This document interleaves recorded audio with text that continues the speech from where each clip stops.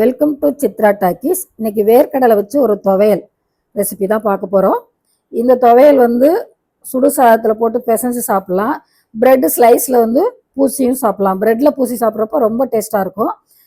அது எப்படி செய்கிறதுன்னு பார்ப்போம். இது வரைக்கும் என் சேனலை சப்ஸ்கிரைப் பண்ணாங்களாம் சப்ஸ்கிரைப் பண்ணி லைக் பண்ணி கமெண்ட் பண்ணி ஷேர் பண்ணுங்கள். நான் இப்போ இந்த துவையல் செய்கிறதுக்கு ஒரு மிக்சி ஜாரில் ஒரு பெரிய வெங்காயத்தை கட் பண்ணி போட்டுக்கிட்டேன்.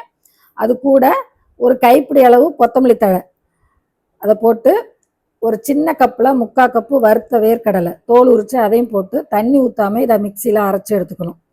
இது கூட நமக்கு காரத்துக்கு தகுந்த மாதிரி மிளகாப்பொடி போட்டிருக்கலாம். நான் 1 ஸ்பூன் மிளகாப்பொடி போட்டிருக்கேன்.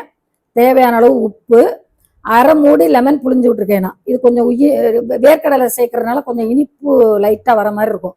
அதனால இன்னும் கொஞ்சம் லெமன் புழிஞ்சு விட்றதுனால புழிஞ்சுக்கலாம். நான் அரை மூடி போட்டிருக்கேன். 3 பூண்டு பல் போட்டு இது மாதிரி நைஸாக அரைச்சி எடுத்துக்கிட்டோன்னா சூப்பரான துவையல் தயார்.